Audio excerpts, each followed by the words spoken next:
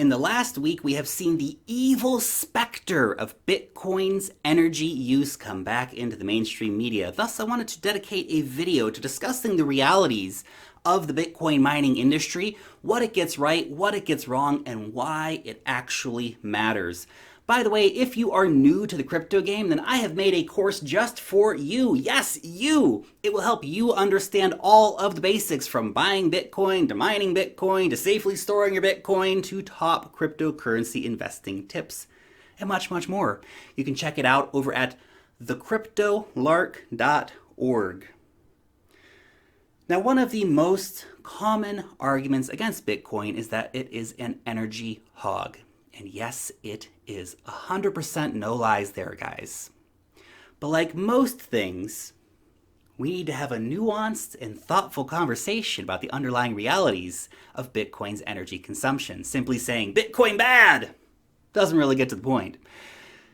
Because when you just say that Bitcoin uses as much energy as X country, well, it makes a good headline, but to actually understand the situation, you actually have to dig in really deep.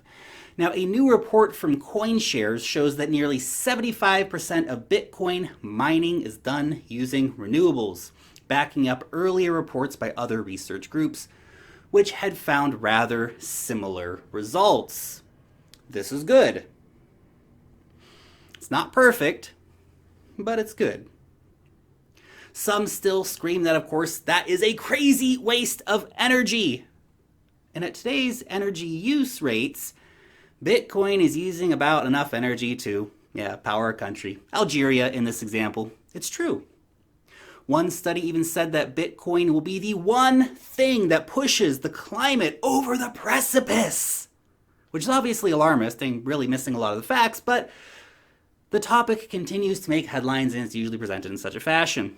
Now, if we are to assume that Bitcoin will be worth hundreds of thousands of dollars or even $1 million someday, as we have speculated in the past, then the energy use is predicted to grow in line with the price, with estimates that if we reach $1 million Bitcoin, the energy use could move from the current 60 terawatt hours to 2,700 terawatt hours, or in other words, 12% of global energy use.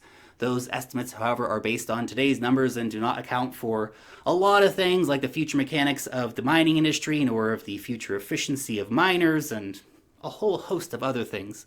Overly simplified, basically. And obviously we can bring in so many whataboutisms here, from the military-industrial complex to the banking system to gold production to freaking Christmas lights. I mean, Christmas lights, guys, it's crazy. Use so much energy. And there's loads of other things we bring in too.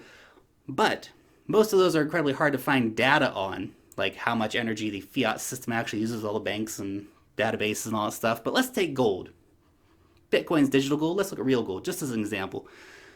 The guys over at LongHash made a good report on this topic. So in 2017, Bitcoin miners spent $4.3 billion in energy to mine Bitcoin.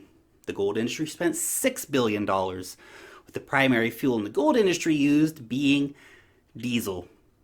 That's just a direct energy comparison, but another way to look at that might be that gold mining used 0.27% of the global oil production in 2017.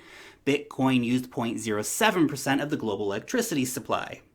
One key factor, of course, here is emissions as well, with Bitcoin's emissions being as high as 22 megatons a year at current rates, which is about the same as the country of Sri Lanka or of Kansas City. Which I think says a lot about how energy is used in Kansas City, with a population of 500,000 versus Sri Lanka's 21 million people. But that's a different topic, guys, totally. And yes, these numbers don't accurately account for the role of renewables in Bitcoin mining, as that would actually lower emissions substantially. But of course, that would make the emissions from gold mining industry astronomically higher, because gold mining is powered by diesel, primarily anyway.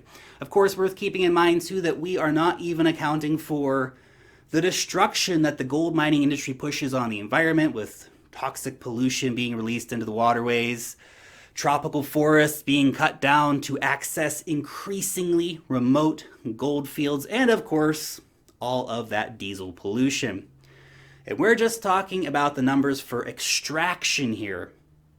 This does not account for the smelting of the gold, nor of the long-term storage of gold in vaults.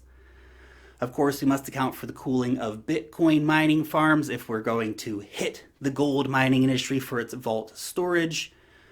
But remember, the gold industry is not working on being more eco-friendly. The Bitcoin mining industry actually is. With, for example, increasingly efficient miners and increased investment into, building mines near renewable production centers. For example, we have the world's biggest mine, which is planned in Paraguay, next to a massive hydro dam. We have the Western Sahara Solar Project. So even if petrol energy intensive countries like Iran are taking an increased interest in Bitcoin mining, the trend in the industry is moving towards renewables. Also, it is curious that you don't see weekly reports about how the gold mining industry is irresponsibly using massive amounts of energy and how it's destroying the environment. I mean, from time to time you might see some reports on that, but very rarely. Just remember that the next time that you see a news piece attacking Bitcoin for its energy usage. It is propaganda when it just singles out Bitcoin. But while we can pat ourselves on our backs about having 75% of the energy for Bitcoin mining coming from renewable resources, we must face the uncomfortable fact that 25% is still coming from non-renewable sources. And that's a lot considering how much Bitcoin uses. Particularly these are coming from places like China's Inner Mongolia region, where coal is king, and in new mining areas like Iran, where petrol products fuel power plants. And with Bitcoin currently using 64.5 terawatt hours per year, that is a wild amount of energy. And around the same amount of energy is used, as previously mentioned, by the country of Algeria, which according to Enerdata used 64 terawatt hours in 2018. Now 25% of that total will be a country about the size of Slovenia burning non-renewable energy. Obviously, even that is a tricky topic though, as there is a big difference between coal and, for example, clean coal technology in terms of the emissions outputs. But since we like to compare Bitcoin to countries, if Bitcoin was a country running on 75% renewables, where would that place it in terms of eco-friendliness? Well, it comes in just a little bit behind New Zealand, which has 84% renewables, right around the same number as Austria, which has 74.3% renewables, and is leagues ahead of most countries. The UK at 28%, the USA at 15%, Australia at 14%, and Singapore at 2%, according to REN 21's 2016 report. So Bitcoin's doing way better than all those guys.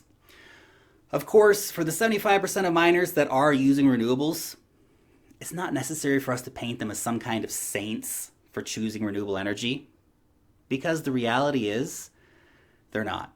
They're choosing places like Scandinavia, Eastern Canada, the Caucasus Mountains, Siberia, and Southwest China because there is a large production of cheap hydro energy in those areas, and that the hydro dams in those areas are producing more energy than is being demanded by the power grid. Thus, a perfect situation for miners to actually go and have that cheap, reliable energy, and they get the positive bonus of the PR.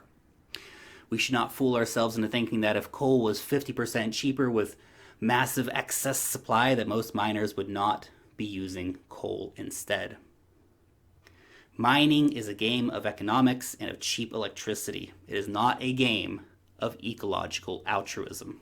Sorry, but that's the reality, guys. Although currently, the economics of renewables actually works in the favor of the industry, so we do have that to thank, and as renewables continue to get cheaper, that metric should continue to work in the industry's favor. Also, please understand that we're just talking about electricity here, guys. All of these calculations about countries, they almost always ignore the transport industry, which is massive and should not be ignored, but it is in these calculations. Recent reports show, for example, that Bitcoin in all of its 10-year history has used no more energy than the equivalent of 3 days of cars driving in the USA. It's crazy. One common argument I hear too is that since the hydro is being used to mine Bitcoin, that means that other use cases, like houses, they're forced to use dirty coal because the miners sucked up all the renewables. Or that surely there must be some hospital somewhere where babies are dying, guys, because it can't access electricity due to those greedy Bitcoin miners. That's not a thing. That doesn't happen like that. But to the first point about non-renewables filling in because miners suck up all the renewable production, this again is not necessarily true, although sometimes it may be, so you have to keep that real too. These dams often have too much supply to meet the demand locally. Electricity generated in Sichuan province, for example, has less benefit to Shanghai, which is over 2,000 kilometers away, since there are limitations to the long-distance transportation of power, particularly around the power loss when transmitting at long distance via electric cables and things like this. And we are making strides in that particular area of energy transmission, but we're still far from perfect. Although let us consider that the dam or other renewable source is indeed stealing from the grid in such a way that forces more coal to be burned elsewhere. Well, in Montana, officials have required that all future mines build their own renewable power. Kind of not a bad idea, but certainly not accessible to most Bitcoin miners. Also, we must consider that even renewables have a cost. They are not as clean as we like to fantasize about. When you build a dam, it displaces wildlife that lives in that valley. It also alters the flow of that river. The cement, it has to come from somewhere, as well as the steel to build the turbines, and that's just for the hydro plants.